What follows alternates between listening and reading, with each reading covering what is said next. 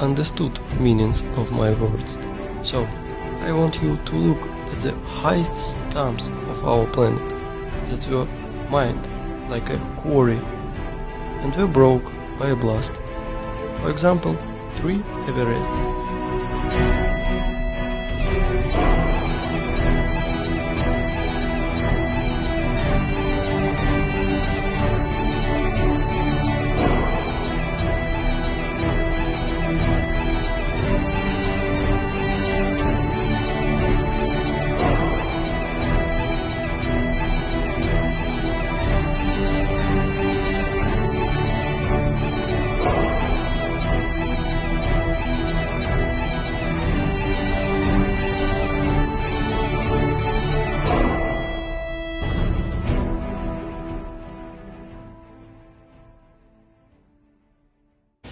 Their damn village happens to be resting on the richest unobtainium deposit within 200 clicks in any direction. I mean, look at all that cheddar.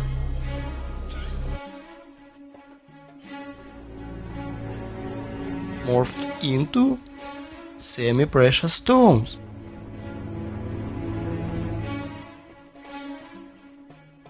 Look at all that cheddar. There's no green there. They killed their mother. Look, you chose me for something. I will stand and fight. You know I will. And they've got a new theory now that says maybe a lack of oxygen killed the dinosaurs. A lack of oxygen. Well, they had a big symposium in 1993. A bunch of scientists got together to study the Apatosaurus. And they said, folks, we've got a problem. An 80-foot Apatosaurus had nostrils the same size as a horse. How is an 80-foot animal going to get enough air through nostrils the same size as a horse? Well, apparently they did breathe because bones of dinosaurs are found all over the planet. Even in Antarctica and Alaska. I mean, dinosaurs lived everywhere, okay? So how could an 80-foot animal get enough air? Well, today he probably couldn't. Not to get 80 feet long. You know, when they drill into the amber, how many saw the movie Jurassic Park, you know, where they drilled in to get the mosquito blood out? Sometimes in amber, which is petrified tree sap, they find air bubbles in the amber.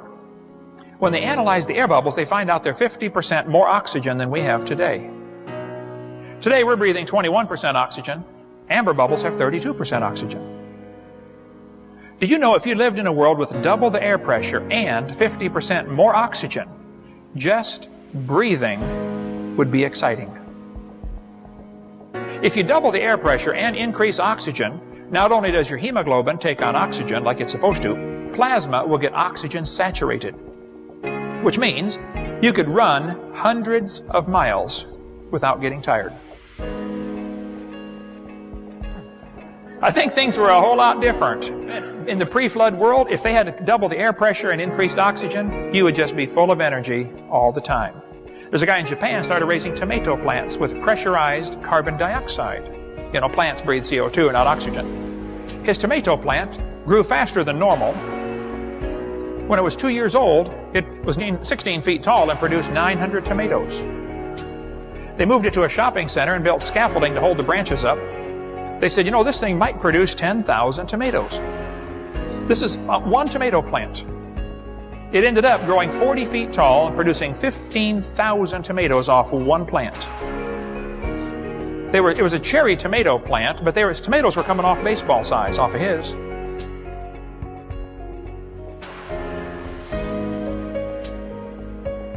But I debated Jeannie Scott in a debate, and she said, Dr. Hovind, there are 80 separate layers of coal in the Midwest.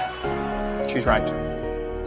She said, if you look at the amount of coal in the world today, the entire biomass, all the plants of the world today, could not possibly be converted to that much fossil fuel. She's right again. There is so much coal in the world that if you took every tree and blade of grass and bush and squished it, you couldn't make all the coal. There are enormous volumes of coal in the earth. I said, Jeannie, you are right. She said, well, don't you see, Hovind, there had to be an enormous amount of time to lay down all the coal seams. Oh, no. Right there, she's wrong. You see, she's looking at today's world and assuming that's how it's always been.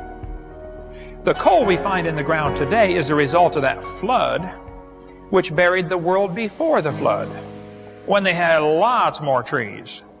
There's a coal mine in Montana that is 10,000 square miles of coal up to 200 feet thick. Someone told me a few months ago they've now found a seam 300 feet thick.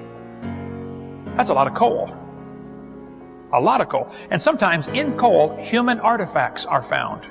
This bell was found inside a lump of coal. This iron pot was found inside a lump of coal. The sole of a shoe found inside a lump of coal. But the Bible says there were herbs, that's plants, over all the earth.